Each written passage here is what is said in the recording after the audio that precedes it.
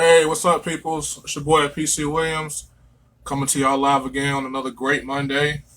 This is 1K Sports.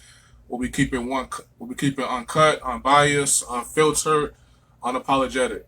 Well, let's talk some sports, baby. Well, college football is a quarter of the way done. We 4 games in. You know, same old thing, same old teams dominating. But we had an upset. As you all know, Virginia Tech was upset by the lower seed Old Dominion. From the other the other conference, the FCS conference.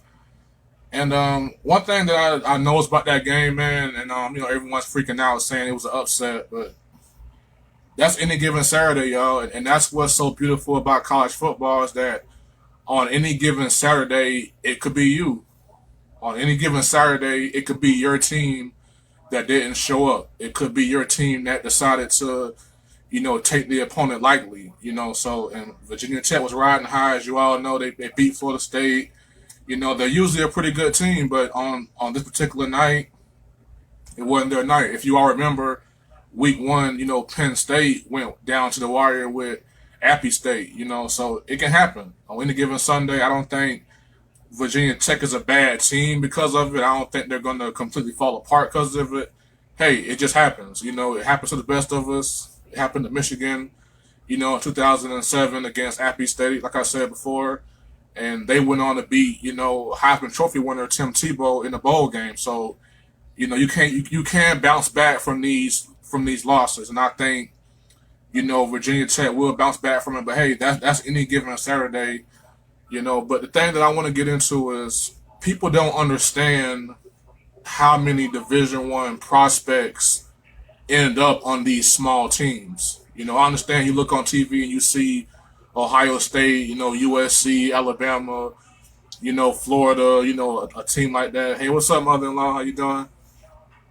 You see a lot of these big time programs with these big time players, but a lot of y'all don't know the reason why a lot of these upsets happen is because a lot of these small schools have great players that just didn't make it, to the bigger program, maybe because of grades, behavior, test scores. Myself, I feel like I was a pretty good ball player, but and I'm a pretty big guy, but I wasn't, 6'5" or 6'6". And, I played with a lot of great players on my high school team, so I didn't get the big offers, so I went to a small school. The great Weber International University.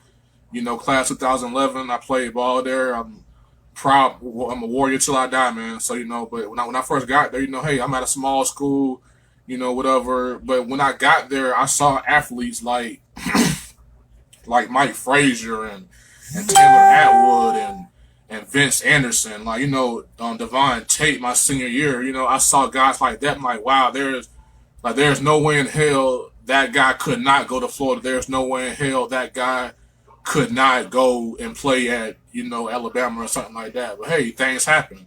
And that's what happened. I guarantee you Old Dominion has some guys on that team that you probably never heard of, but were probably pretty darn good in high school.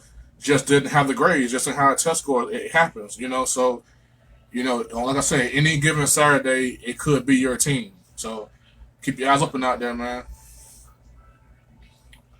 But really, in all reality, man, every Saturday is upset alert. So, the really great teams prepare for it. But hey, sometimes you get bit by the bug, man. It happens. I'm still not sold on Texas. I know Tom Herman has put together back-to-back wins. He beat USC pretty bad, then he beat TCU. I said I'm not really sold on TCU, and I'm definitely not sold on Texas for beating them. I just think that's the Big 12 for you. They got a lot of flash, a lot of persona, but when it comes down to it, they just don't win big games. Hey, it is what it is. The Big 12, they'll put up some points, they'll entertain you, but in the Big 12, you can't really count on no one to win that big game for you. So I'm not sold on Texas. I think Tom Herman is still in over his head because me personally, when you go to a school like Texas, you got rid of Charlie Strong because he wasn't leading you to championship prominence. Well, so you telling me that your standard is championships. Well, if that's your standard, that's fine. So if that's your standard, Tom Herman has not lived up to it. Excuse me. So I feel like, Tom Herman hasn't lived up to that standard of being a championship coach and he can win championship level games just yet. So I'm not sold on Texas. As you all know, Miami played FIU. Thank God there was no after curricular activities. The last time these two teams played, it was a nasty brawl broke out. I mean, me personally, it seemed real personal. Like it seemed like a lot of those guys played ball together growing up in high school together in Pop Warner. So there was no fight this time. So I give it to Miami. Like I said, I'm still holding strong on Miami. That's my pick to win the ACC. I just feel like better days are ahead. Even though Clemson looks great, real dominant. So, but we'll see. I'm still riding with Miami. I picked them to win the ACC and go to the college football playoffs. So I'm riding with that, man. But I'm gonna tell y'all something right now. SEC fans, be very aware of the University of Kentucky. Now, my beautiful wife waiting there, she is a Florida Gator fan. So I said today, I'm gonna give them a shout out.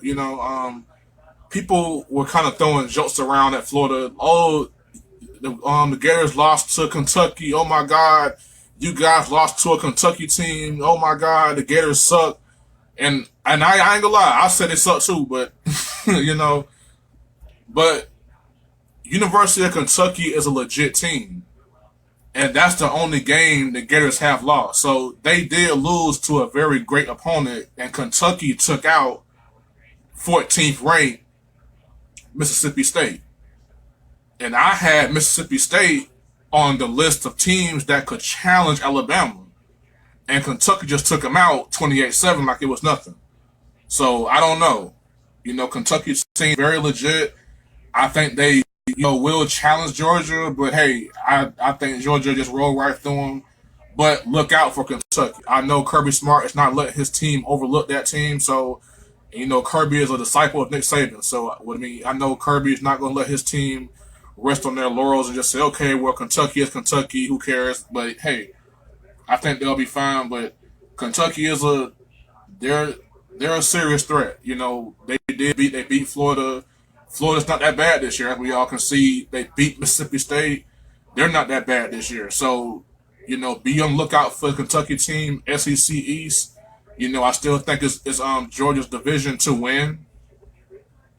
But I think Kentucky is a legitimate contender for that title in that division. But I still got Georgia winning it. But look out for Kentucky.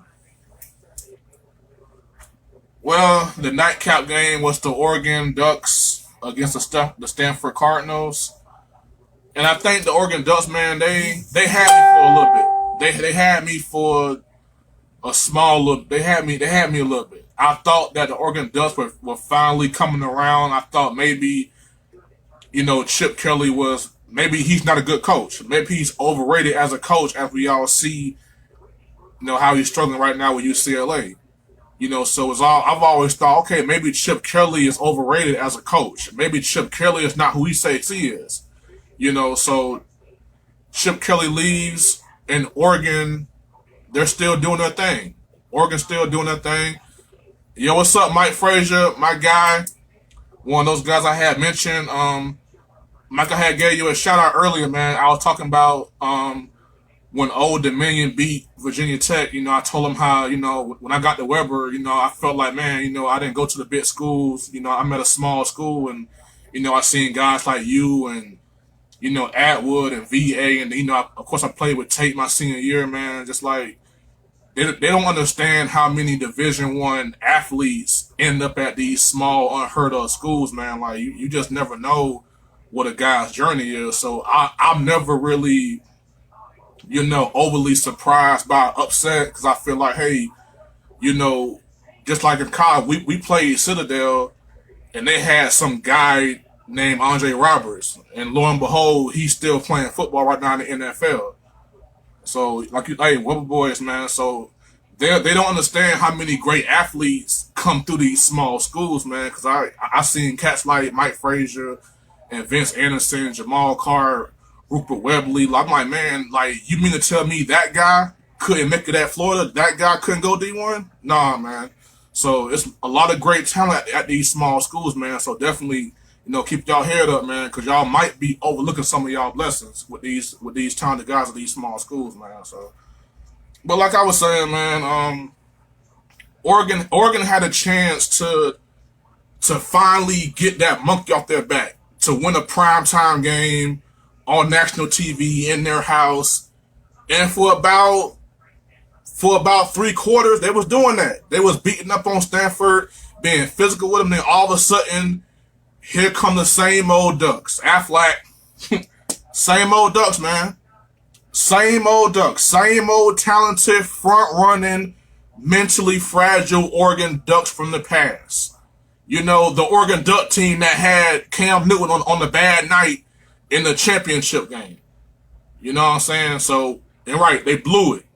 Had it right there, man. Could have really put themselves in that conversation. And you know how the committee is about the Pac-12. The Pac-12 to them is like, okay, who won the Pac-12? Oh, Stanford. They what? 12-1. Whatever. Get them out of here. But here you had a chance, Oregon, to take them out. Because at some point you go see Washington, and Washington is the only Pac-12 team they seem to care about. So you had a chance to blow out Stanford, get them out of here. You probably go immediately to the top 10 because you beat them. You see Washington down the road somewhere, you blow them out, you might be in the college football playoff. But once again, the ghost of Chip Kelly still resides in Eugene. Hey, nice uniforms, by the way, but you choked. You gave it up, man. No love for him, man. Same old Ducks. Let me tell y'all something, man. A great coach once told me, anything worth having won't be easy to get. Anything worth keeping won't be easy to keep. Picture this. You a college football player, and you play for #1 Alabama. And you beat number 22 ranked Texas A&M. You beat them, and they're a pretty good team, right? They had Clemson right here.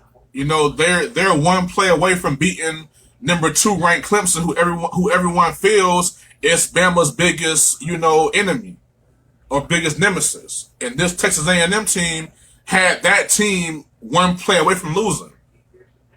You got a high-powered offense. You got a national championship coach. You got hella 5-star recruits all over the place.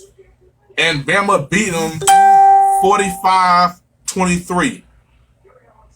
Bama beat number 22 ranked Texas A&M 45-23. And the score wasn't that close. Let's let y'all know. It was like 45-17 for about 10 minutes. They got some little garbage touchdown. It wasn't even that close. It was a blowout, and it wasn't even that close. Tua Tagovailoa, 22 of 30, 387 yards, 4 touchdowns. Bama struggled running the football. They had 109 yards rushing, even though Najee Harris and Damian Harris together only ran the ball 15 times for about 5-6 yards a pop between the two of them. But I guess you can nitpick at that. It's just unfair. I mean, if you a kid and you want to go play football at Alabama, you have to understand something. You blew out a nationally ranked team 45-23. And you look pretty darn good doing it. They're not a horrible team. And you would think you lost the game because of the reaction you got. Now, my beautiful mother-in-law, Miss Dion Anderson, and my father-in-law, Willie Anderson, they came to the house last night to have dinner with myself, my wife, and my 2 sons.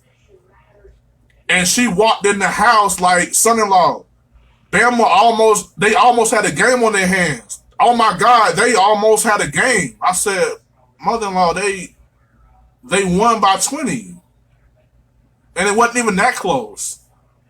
That's the standard. That's the standard that Alabama has set.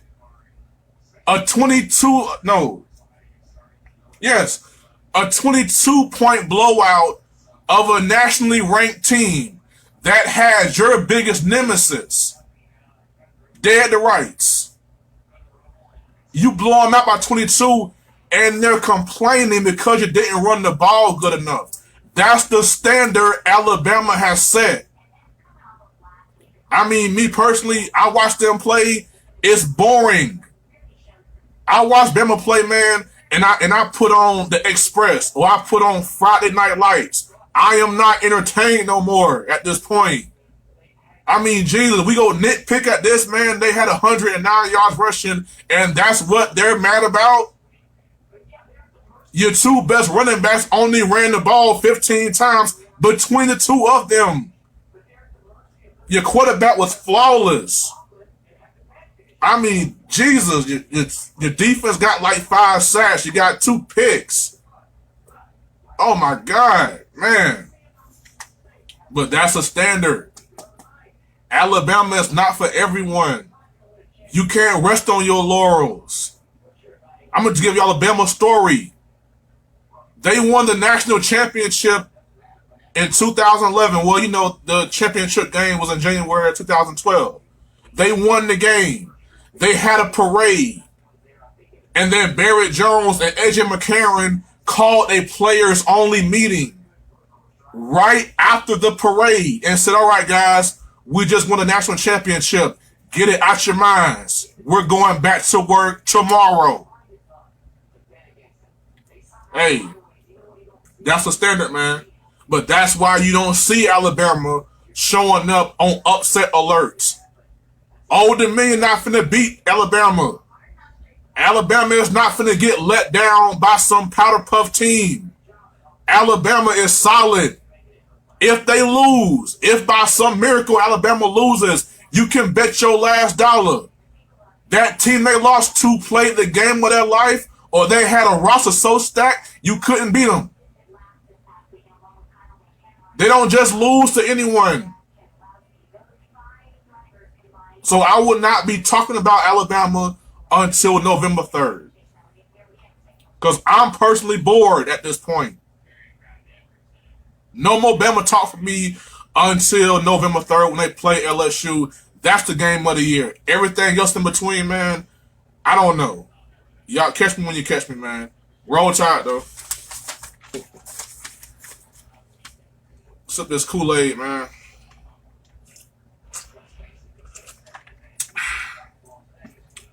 Now, I don't know how y'all make y'all Kool-Aid, man. I got a special way I make it so everybody can like it. So I feel like I make the best Kool-Aid, man. That's just me. I challenge anyone to a Kool-Aid off or a Kool-Aid battle. Winner takes all. I don't know. Whatever. But enough with the college stuff. On to the NFL. Now the NFL is 3 weeks old. You know, like I said, you know, we're still in the overreaction phase of everything right now. But I got a question.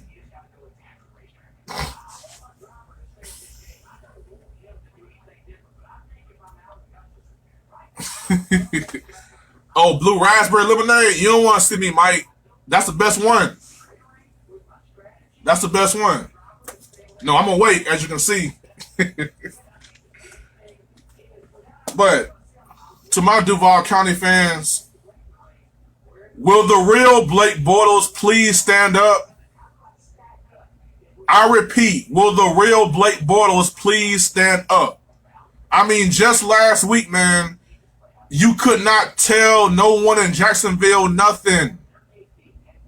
I'm talking about I had homeboys at the corner store buying the winos liquor, giving them money. Usually it's like, brother, can I hold $2? Nah, man, go on somewhere, man. Go get you a real job, man. Get your life together. But last Sunday, oh, man. I wish I was a homeless guy last Sunday. Everybody was nice. Half off. Free car wash.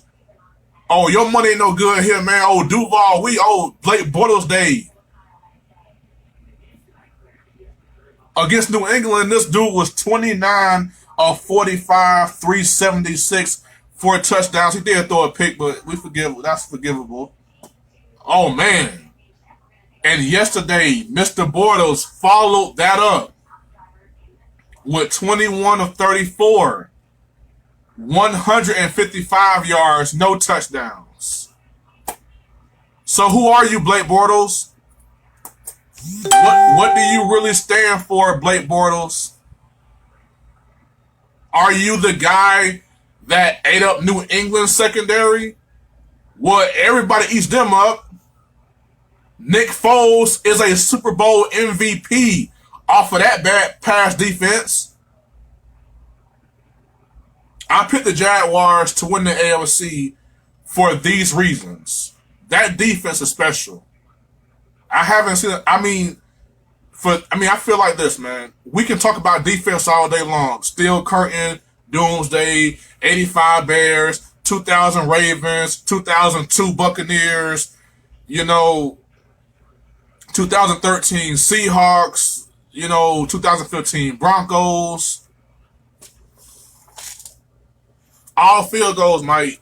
And now, let me be fair. The Titans got a bad defense, too. Jarrell Casey is a beast. Rashawn Evans in the middle, Roll Tide. Adoree Jackson, man, that secondary. The Titans got a pretty good thing over there on the defensive side of the ball. But I picked the Jacksonville Jaguars to win the AFC because I feel like their defense is top notch. Something I haven't seen, and they play in the era where the rules favor the offense, and we will definitely get into that. Well, the rules favor, the offense. This defense is going against, freakish athletes. The rules are against them, and they're just shutting guys down. They're shutting people down. So I feel like this defense can go against anyone, against anybody in the league, any offense. This defense can roll up against them. And I feel like the two best teams in the AFC are the Pittsburgh Steelers and the New England Patriots. No matter what you say, they are the top two. They're proven, been there, done that.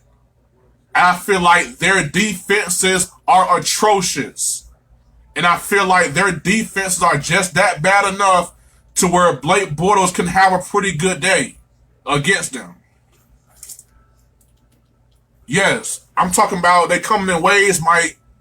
Calais Campbell, Ngakoue. Hell, they think Dante Fowler is a bust, which I'll get to in just 1 second here. That defense is special, man. And I feel like the Patriots. Hey, Mike, I'm gonna go in on that. I'm gonna go in on that nonsense. Trust me. Right here, dog. I'm gonna close out the show with that, bro. I'm gonna go in on the NFL, dog. But I feel like the Patriots and the Steelers' defenses are that bad to where Blake Bortles can look good enough on that day to beat them. Now, I don't think the Jaguars can win the Super Bowl because the NFC is loaded with explosive offenses and pretty good to damn near great defenses. The Rams, they can drop 40 on you. And they can stop you from getting 20. That's a bad game for the Jaguars. That's a horrible matchup for the Jaguars. The Eagles can get pressure on you. The Eagles can shut you down. And they can score. That's a bad matchup for the Jaguars. The Saints, they play no defense. The Falcons play no defense. We saw it yesterday. They don't play defense. They don't believe in it. But who do I trust in a shootout? Drew Brees or Blake Bortles? I'm riding with Drew Brees. Who do I trust in a shootout? Matt Ryan or Blake Bortles? I'm going with Matty Ice. So another bad matchup for the Jaguars. Another bad matchup. Horrible matchup.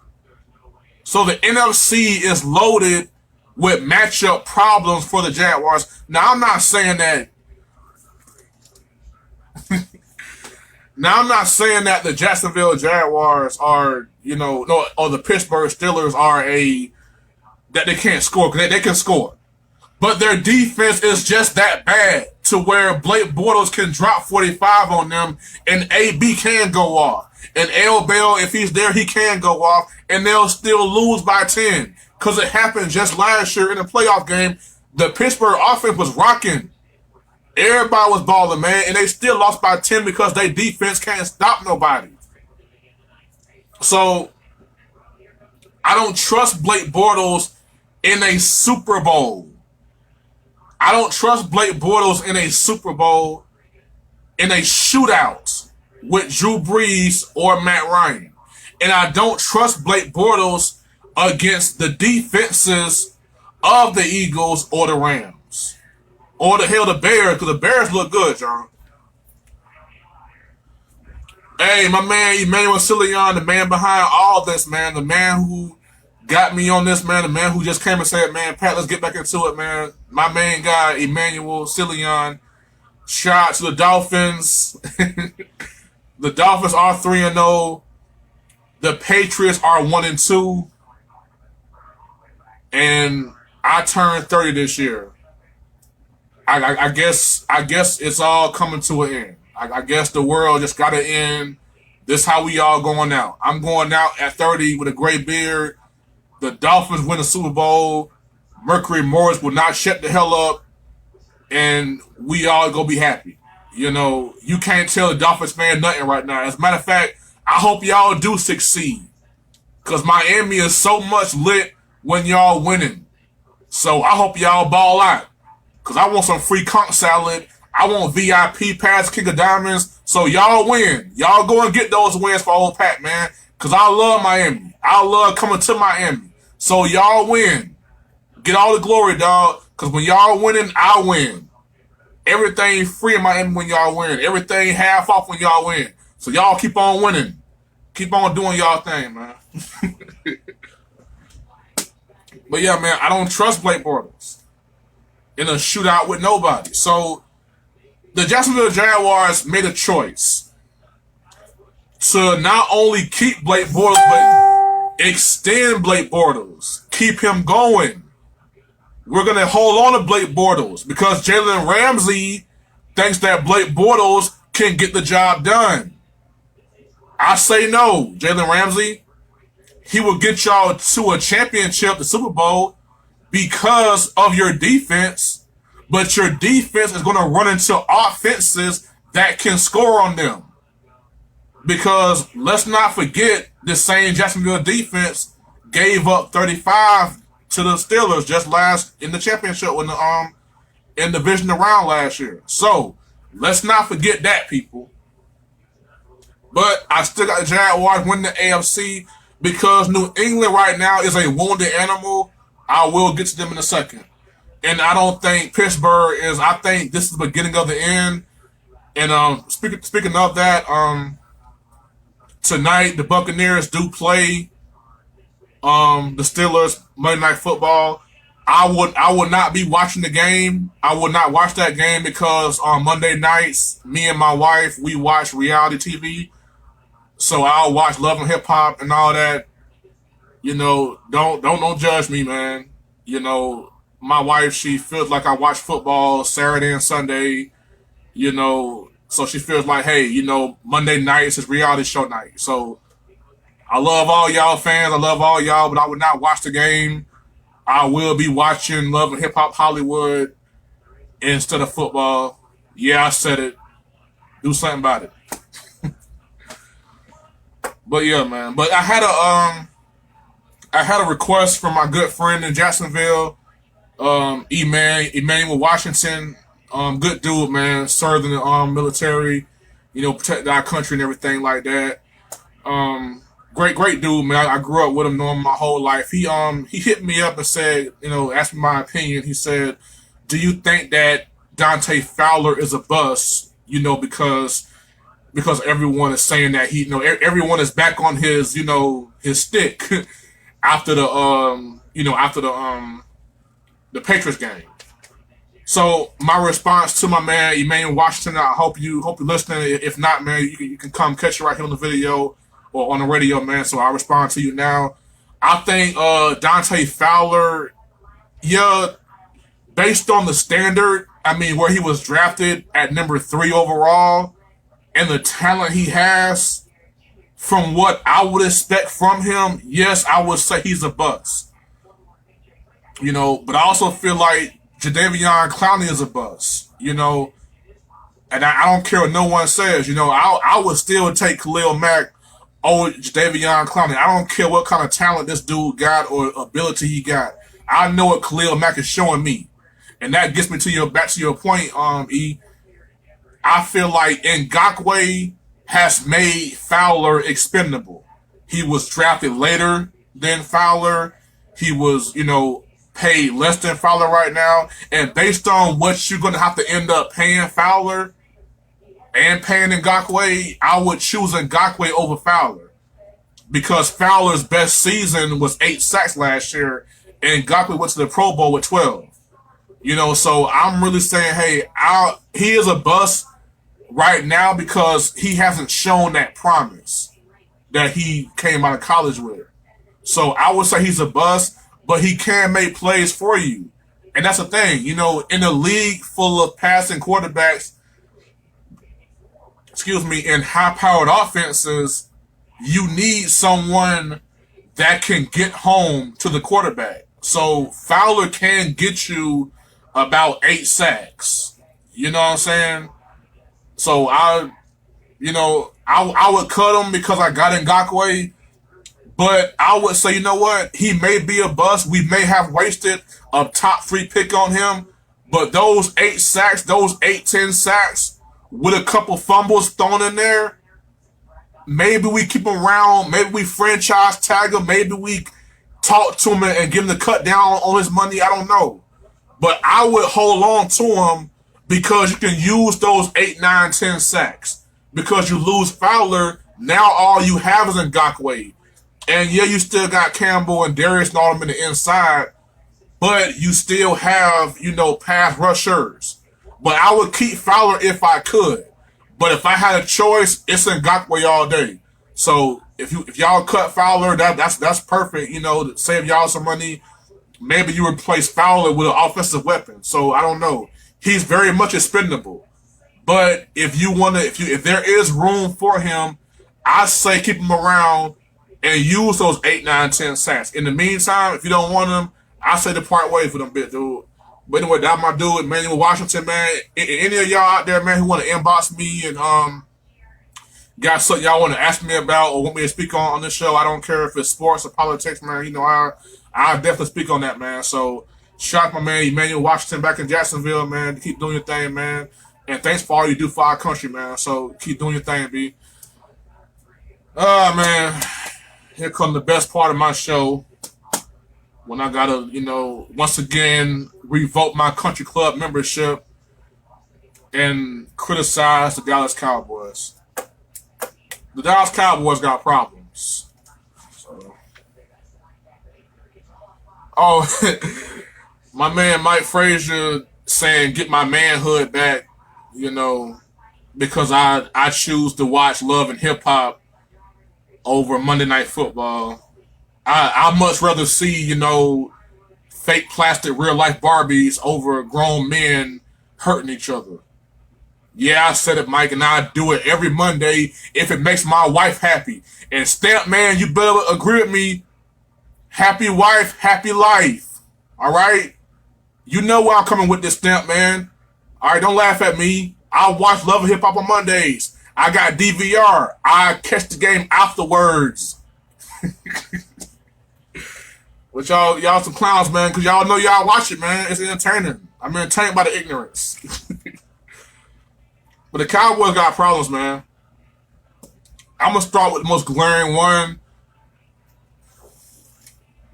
You know what it is, Stamp, man. He got my back. Married man, hey, married man, life matters.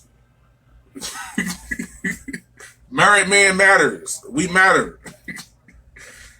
But the biggest strength of the Dallas Cowboys was it is their offensive line. And like I said before, an offensive line is a chain. And you lose the centerpiece of it, that heart and soul, Travis Frederick. I played with two great centers in my lifetime. In high school, I played next to Jawan Mathis. In college, I played next to Ryan Goldman. Two of the best that ever did it. I ever played with at that position. The two best, Jawan Mathis and Ryan Goldman at the center position, man. And when I tell you, whenever we could all interchange, I could go play right guard, left guard. We could all change up, miss time, whatever. But the moment they went out, everything changed. Because number one, not everybody can play center. Everybody can't do it. So when Travis Frederick went down, I knew that was trouble. But his replacement, Joe Looney, is really not that bad. He's not Travis Frederick, but quite frankly, nobody is. But he's done a good enough job to fill in. The weakness is Connor Williams. That dude sucks. And as a guard, I feel so offended watching this clown, man. He's a clown out there getting pushed around. I gave him a pass with K1 Short, and I gave him a little bit of a pass with Snacks Harrison. I'm done giving passes, dude. He sucks. All right?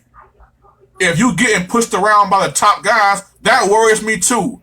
Because that tells me you'll never be them. My man Gene Cillian, another guy who plays a big role in this 1K Sports, he's our attorney. He's the one that reads all these contracts that I don't know how to read. He's a smart guy, the brains of it all. He's saying Dolphins all day. Look here, man. I want the Dolphins to win. I love when y'all win. Dolphins all day, man. I might get me a 305 hat. You know what I'm saying? Because when y'all win, it makes my vacation in Miami that much more enjoyable. Y'all keep winning, man. I beg y'all. Hope you go 10-0. As a matter of fact, my birthday is in December. I hope y'all undefeated around that time. Hope y'all blowing out New England around that time, man, because I will be in Miami, man. All right, so when y'all win, I win. Keep winning. Go Dolphins. But the O-line is bad. And when you're already challenged, my man Rashad Payton, another childhood friend of mine from Duval County, as a matter of fact, I grew up on 27th Street. He grew up right around the corner, man. So knowing the guy my whole life, he's saying Pittsburgh tonight. I say y'all better win, because if y'all lose, man, you might want to start getting on that phone and saying, Le'Veon, we sorry. Take us back. Forgive us. We forgive you. But something got to be done, man. Y'all got to win tonight. And tonight is really a big game for both teams. Because if Ryan Fitzpatrick wins, he's pretty much won the starting quarterback job. And we all know that. If Pittsburgh wins tonight, then maybe Jameis comes back in and ruins everything. And I don't know. But it's a big game for both teams tonight. But I think it's a bigger game for Pittsburgh because you guys are a championship caliber team. And a loss tonight, pretty much, you got to do something about Le'Veon, man. Because if the season if you're going to lose this whole season, then get something for Le'Veon right now. And stop the hardball, man. So it's tonight.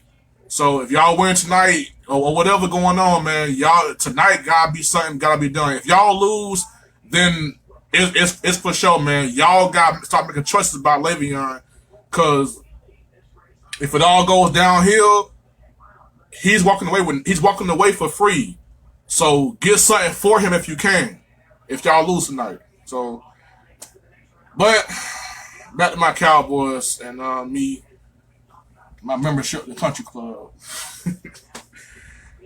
But I feel like the Cowboys defense, like I said before, the defense is actually legit. The Earl Thomas trade needs to happen now. This dude balled out on us yesterday. I mean, this dude was getting interceptions off his shoelace. Just dogging us out, man, and then had the nerve to get an interception and come to our sideline, and take a bow.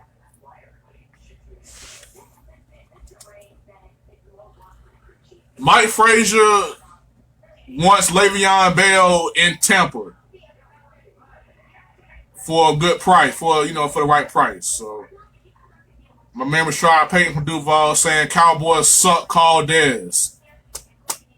Rashad, we tried to call Dez, man, but the phone ain't connecting. I don't know, man. We burned that bridge, dog.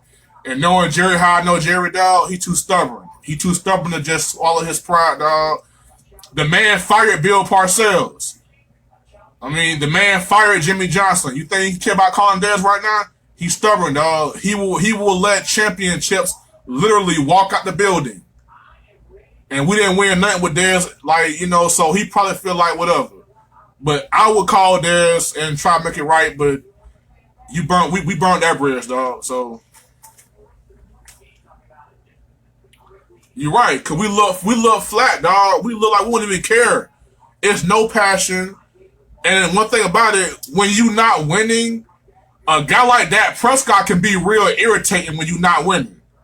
It's like, all right, bro, it all sound good when we was 10-0 and doing good, but now we losing, it don't sound too good. It's irritating now because we losing. So you need a guy like Dez Bryant, and we need his passion, but hey, we burned that bridge. We can't get him back if we wanted to at this point, man. So, and if I was Dez, I wouldn't even come back. So we got to deal with our karma. Football karma is real. Dez Bryant is not in the league right now because the Cowboys cut him and just trash his name. And our football karma is this. We look horrible, pathetic at this point without him. So we both suffering. Dez ain't got a play right now, and we just flat out suck right now, man. Offensively, at least, which I'll get back to. Dak Prescott, I'm just starting to get to the point, man, where maybe, just maybe, Dak Prescott ain't the guy. Maybe Dak Prescott, maybe that rookie year was all what it was. The perfect time, the perfect situation, the perfect offensive line. Zeke was healthy and not suspended all year. You still had Dez at a good premium. Like, everything was all good, man. So,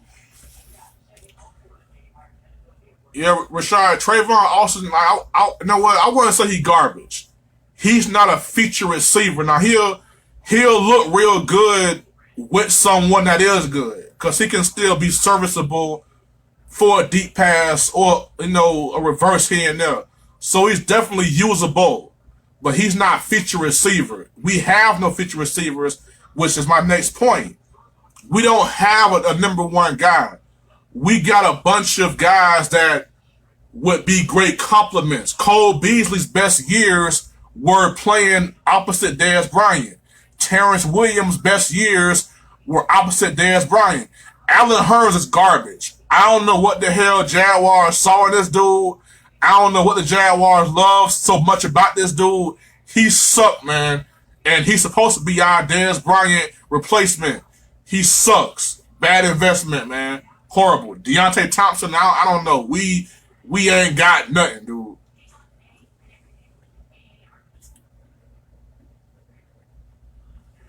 We ain't got nothing, bro. Even Tavon Speed, nothing. It's nothing that we can use. We need a receiver, but at the same time, Dak can't even throw. Dak is an overrated thrower. So it's like, who can I really, like, if they're open, can Dak hit them? If they're somewhat open, can he fit the ball in the window? I got a quarterback that is overrated as a passer. And I got number 2 and 3s at receiver. It's horrible, dog. Scott Linehan, he sucks. Jason Garrett, Coach Clapp, he sucks. Jerry Jones is clearly not the same guy he was. The Jerry Jones I know would have Earl Thomas right now. The Jerry Jones I know would have went and got Calvin Ridley. As a matter of fact, he would have made sure we got Calvin Ridley. The Jerry Jones I know would not sit here and just let this happen without a big move or something, man.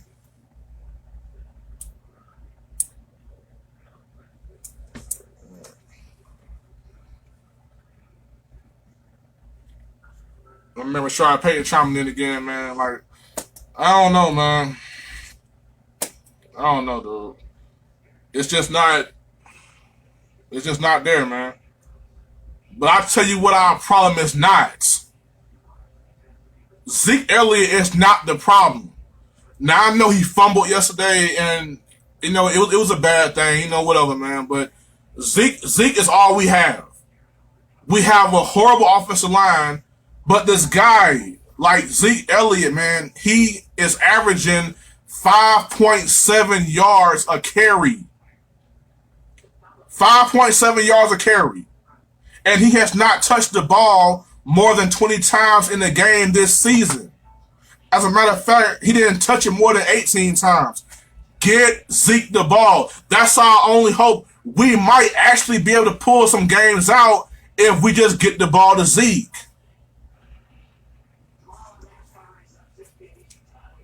I don't know, bro. I'm not giving Zeke a pass. I feel like this. Zeke has too much on his shoulders. Like, who is Zeke Elliott receiver? You can't put 8 guys in the box against Le'Veon Bell. You can't put 8 guys in the box against Kareem Hunt, because all these guys have someone on the outside that will make you respect them. I feel like Zeke Elliott is not the problem. You just give Zeke Elliott something to work with on the outside. Give this man something, because he's all we got. So imagine that every game, this. I ain't got no big play receiver. My quarterback can't throw. My O-line is wounded and compromised. I'm going to see an 8-9 man box, and I'm still getting like 5-6 yards of carry. That means I'm special, and y'all need to put something around me. I think Zeke's doing a hell of a job, man. He got to get the ball more. He has to get the ball more.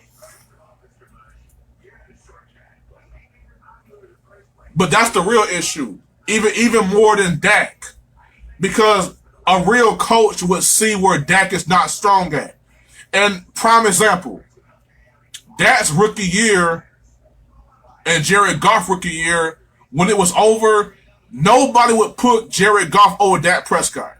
But then you give Jared Goff Sean McVay, and now we look at him differently now. Now we think Jared Goff is some MVP candidate now.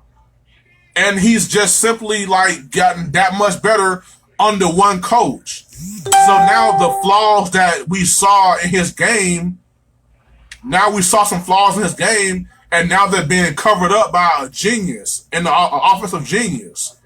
So it's like a great coach knows what he got. A great coach understands what he has. So any real coach says, okay, look, Dak Prescott is not a great thrower, but how can we help him? How can we make it right? How can we get it to be right? Okay, let's establish the run. We can't do that because the O-line's hurt. Short passes, getting rid of the ball. Dak Prescott needs too many things around him for it to work. And right now, he has a bad coach and a bad offensive coordinator. It's horrible play calling, predictable play calling. And think about it. The same people that called Dez Bryant washed up and overrated are the same people that are saying that Prescott can't throw. So we clearly see what the problem was this whole time. That Prescott is not making guys around him better. He's not taking advantage of what he has. As a whole team, we're wounded. The O-line's hurt. We have no receivers. And our defense is good, but they're not that great yet. We're not all together just yet. Sean Lee's going to be out for a couple weeks. David Irvin going to miss one more game suspension. Randy Gregory, you just never know if he's ever going to be ready to play whenever. I don't know. But it's not looking good. But like I said, I ride my Cowboys, man.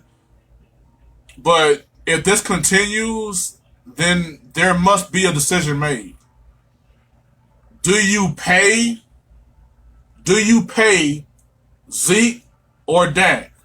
And right now, it's looking like, look, the Cowboys may have to get rid of Dak Prescott and build around Zeke.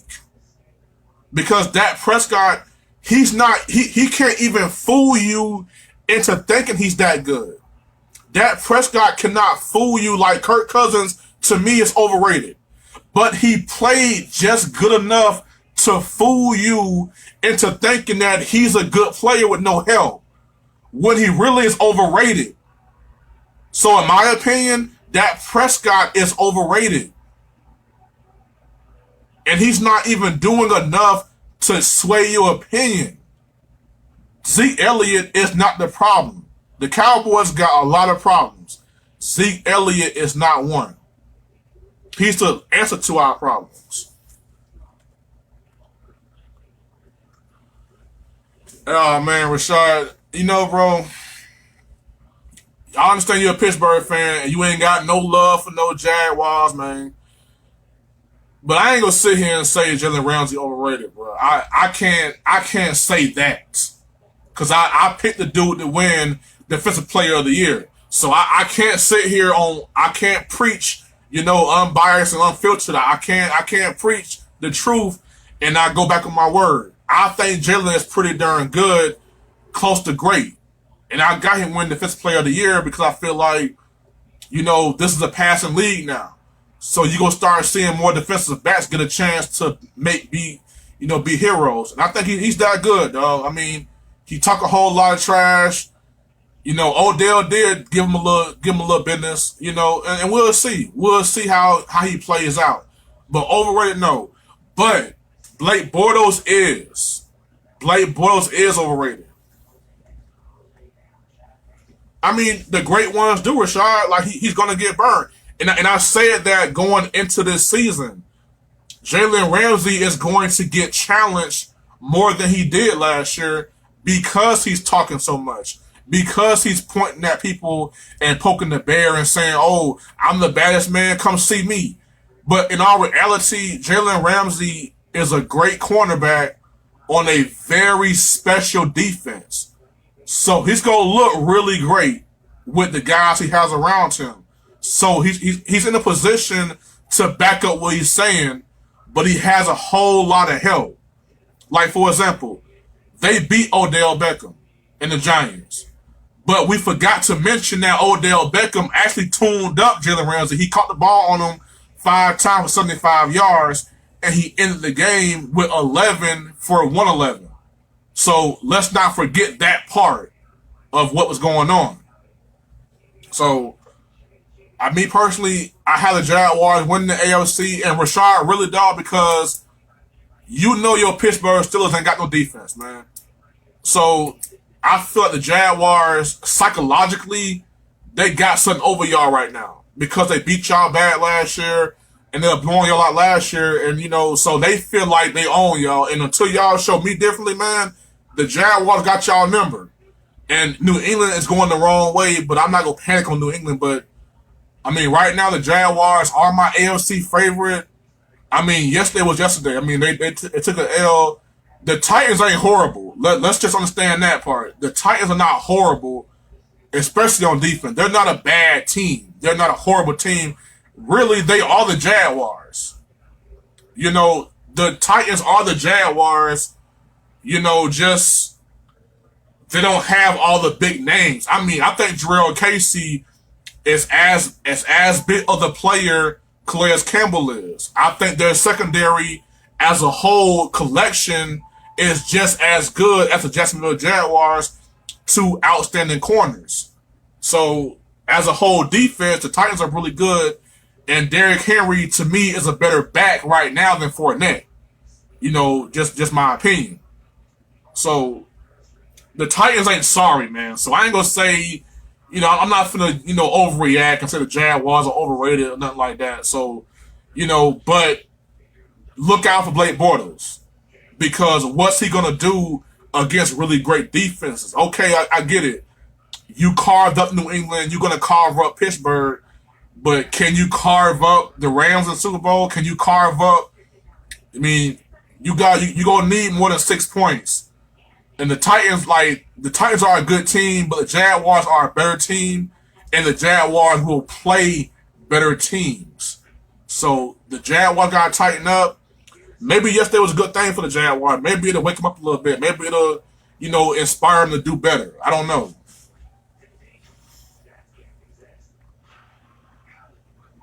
Whoa, definitely.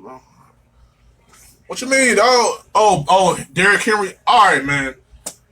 You put Derrick Henry in Jacksonville, he'll get you 1,000 yards. Like I said, Tennessee, and they got a pretty good O line too, man. So I just feel like this: Fournette can't stay healthy.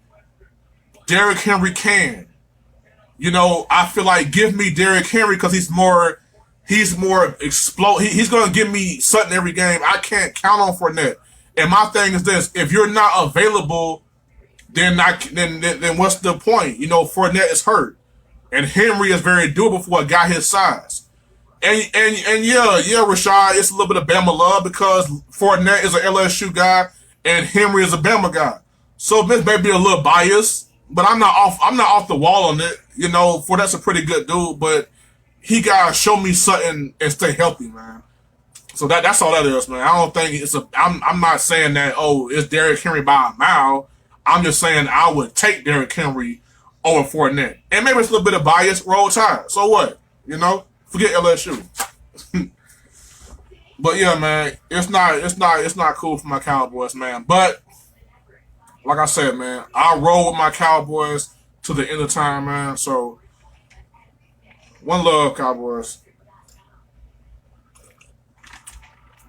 Now I'm a loyal Cowboys fan. They try my patience, man. They are trying my patience. I mean, I am a Florida boy, and Miami is undefeated.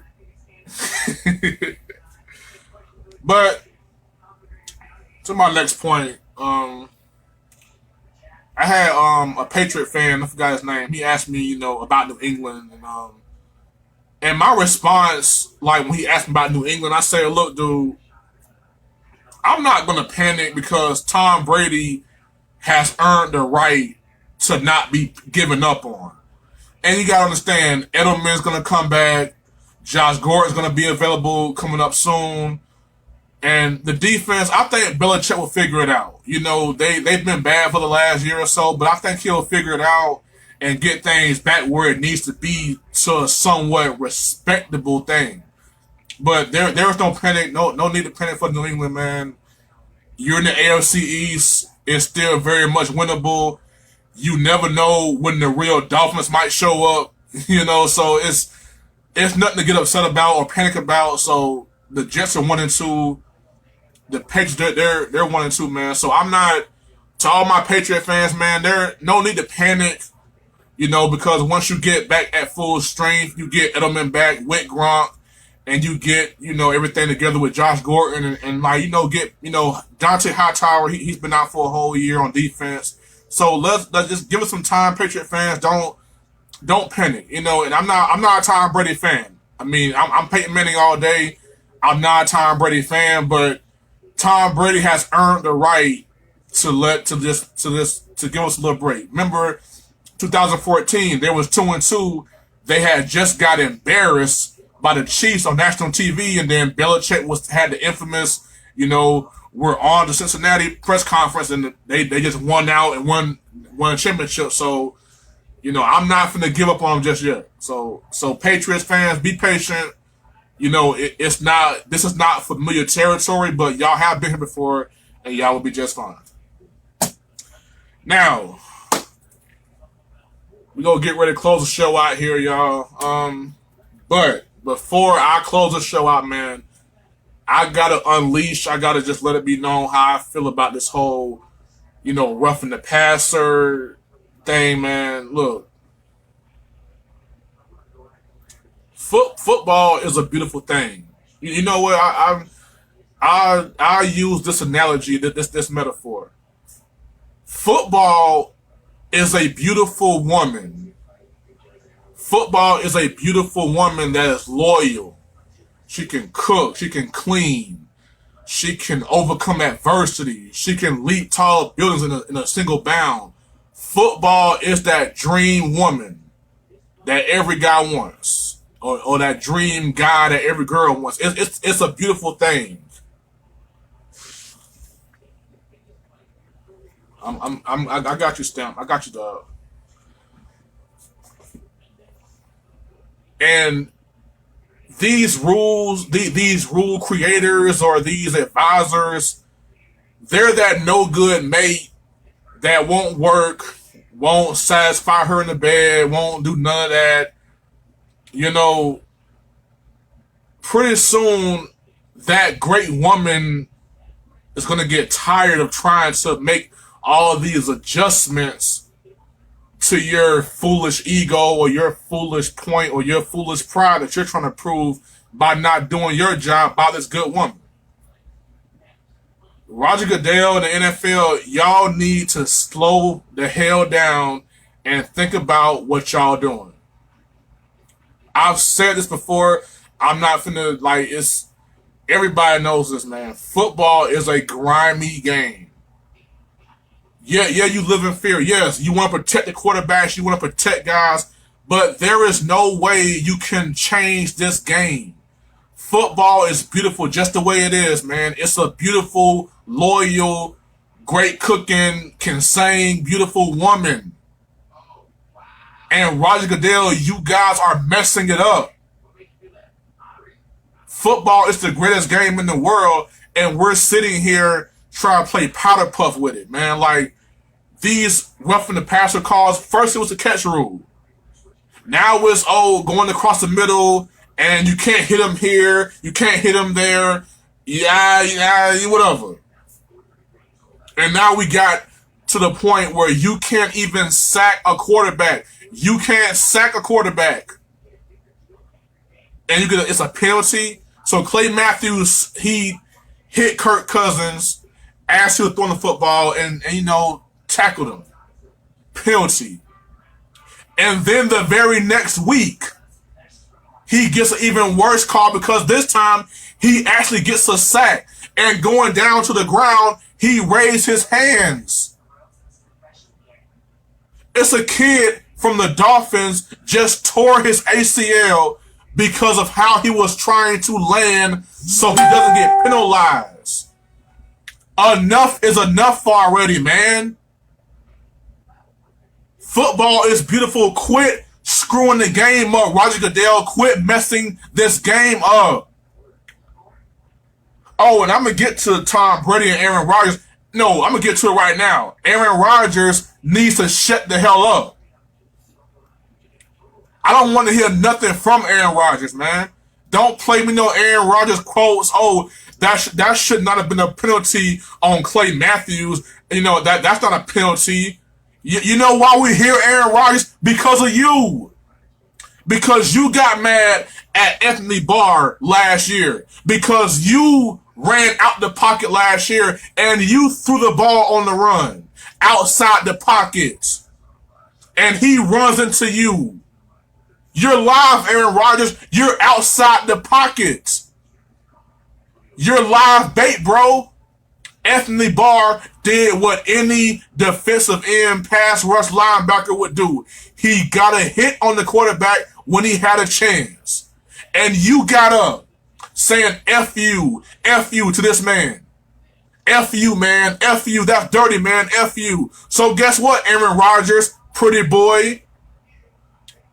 Mr. Camaraderie, Mr. Top 5 quarterback in the league, Mr. Face of the franchise, Mr. Discount Double Check, Mr. I'm in every damn commercial this side of Peyton Manning. We will do whatever we gotta do to protect you. So now you can't tackle the quarterback anymore because Aaron Rodgers got hurt and he cussed out Anthony Barr. So now Aaron Rodgers, because you ran your big old mouth, your Pro Bowl champion, future Hall of Famer teammate has gotten called for back-to-back roughing the passer calls that has cost you 2 games. And you're saying, oh, they shouldn't call that. You shouldn't have said nothing. And then Tom Brady, back in 08, drop back the pass. Bernard Pollard comes on the blitz. He gets there right at the edge of Tom Brady's feet. Just try to make a play. Hit Tom Brady in the leg, torn ACL. Oh, that was a dirty play. Okay, Tom Brady, Mr. Face of the franchise, Gazelle's my wife, Super Bowl champion, pretty boy, quarterback. We'll fix that problem for you, man. We'll make sure no one ever falls at your feet. BS, man. You can't change it, man. So where is the love for the kid from the Dolphins who just tore his ACL because he didn't want to hurt Derek Carr? That kid's out for the season, and do y'all even care about him being out for the season? No, you don't. Oh, but y'all want to change the rules, man. You can't fix football. It's football. Ask a real football player, man. I said this before. Ask a real football player. We know what we signed up for. We know the risk that we take. I just got done talking to my wife about this same thing. My sons, my twin sons, they'll be 5 in November. They'll be 5 years old. And I'm not ready as a father to put my kids in football yet. And my son has asked me about it and has said things about it. I said, I'm not ready. I'm not ready right now. And I don't think my sons are able to make that kind of choice just yet. That's just me as a father. I'm not trying to tell anyone how to raise their kids. If you put your kids in sports early, that's you, man. God bless you. I'm in no position to tell anyone how to raise their kids.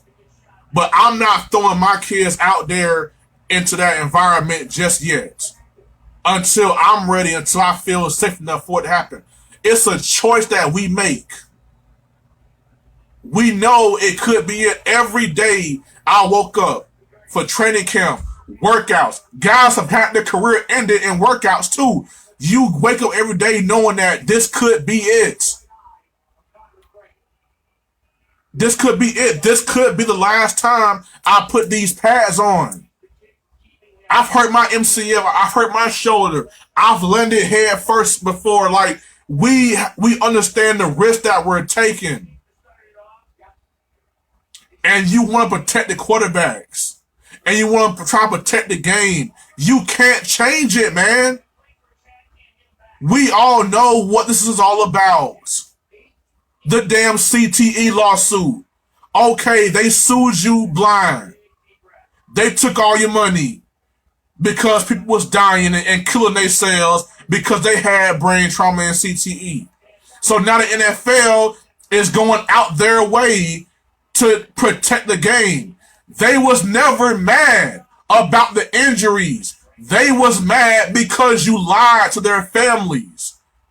Mike Webster and these guys, Julius say they did not die because they got their neck hurt. They died because y'all lied to them about what was going on with them.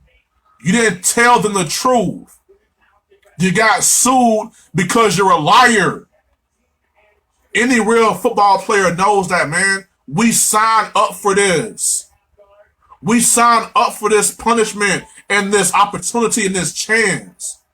And you know what? I've been hurt before playing football. I know what it's like. I live that fear, man. The day before you put on full pads, you're nervous, you're shaking, you can't sit still. You play a game, you go home, you black out, man, your head hurt. You have nightmares about the dude whose leg just got snapped in front of your face. You have nightmares about it. It's a lifestyle you gotta commit yourself to. And these guys made that sacrifice and made that choice a long time ago. And you keep trying to make the game safe, and guys are going to continue to get hurt. Just let it be. Stop trying to change this game. The griminess, the hard hitting, that's what we love. We pray no one ever gets hurt, man. But we know better. So everyone has an opinion about, the national anthem is no. The national anthem is the last of y'all worries, man, because you're messing up your own beautiful game. Anthem protests, that's one thing, man. But now you playing with guys, now you playing with wins. The Packers are 1-1. Were they 1-1? 1-1 because of this rule? They could easily be 2-1. Don't change what can't be changed, man. You're not gonna get in front of a speeding bullet and stop it. The speeding bullet, you can't stop it. That's football, man. And the person that put that bullet in the air in the first place knew exactly what the risk was when they pulled that trigger. We knew the risk when we first started playing Mighty Might football. We knew the risk when we went to high school and college. It's a choice you make. It's a lifestyle you choose to go after. Roger Goodell, man, just cool it, man. Aaron Rodgers, shut the hell up. I don't want to hear no quarterbacks complaining or saying it shouldn't have been this. No, they're protecting you guys because y'all keep complaining. Just cut it out, man. Just cut it out. It's nothing can be done now. Look, the game is what the game is, and you try and change it all of a sudden. Oh, the catch rule. Oh, where's the head placement? Let it go, man. Let the game be. Or you ain't got to worry about the national anthem and that controversy and the protesting become a factor anymore because Colin Kaepernick is going to just sit back and watch the game die slow. You take away the hard hitting of it, like what we got left, man? What, gonna be flag football now? We knew the risk when we played the game. I played the game. I just talked to a good friend of mine today, Michael Hicks from Andrew Jackson. He played quarterback. He's disgusted with these rules. A quarterback. My bad, a real quarterback. Someone who knows that he just might get hit. It's ridiculous, man. Football is the greatest game in the world, man. It's that dream girl. It's that beautiful woman, man. It's that Coke bottle shaped red bone, man. It's the Nubian goddess. It's the queen of Africa. It is the beautiful thing. Football is beautiful. Roger Goodell, do right by her. Rules, referees, guys who are making these ridiculous rules, do right by this beautiful thing called football, man. But anyways, hey, all I can do is ask, man, and say my opinion. What's up, my man Jay Philippe? My man Jay Philippe, he definitely doing his thing too, man. Shout out to my guy. Y'all check him out, man. He got his own thing going on too. Guys on radio show doing his thing, going live and everything. So y'all check him out, man. I'm definitely trying to get on his level one day, man. So shout out my man Big J from Weber, one of my good guys, man. Keep doing your thing, bro. I'm proud of you, dude. I see you doing your thing, man. Keep grinding, man. I'm trying to get where you at, man. So definitely keep doing your thing, B. Well, that's my show for the day. But like I told y'all last week, man, every Wednesday from 5 to 6 p.m., the audio from this podcast will be on Kingdom Promotions Radio. So y'all can catch my audio of this if you didn't catch the whole show, if it's the points you didn't catch on to. And like I said, man, I'm free all the time for requests. Like I said, my good friend Emmanuel Washington asked me to talk about Dante Fowler today. If you guys got any topics or any particular player or games you want my opinion on, man, feel free to reach out, man. It's all love, man. Thank y'all so much for the support, man. Like I just said, man, y'all can catch me every Wednesday from 5 to 6. Kingdom Promotions Radio Show, man. So y'all catch me on that. Thank y'all for y'all support, man. Be easy.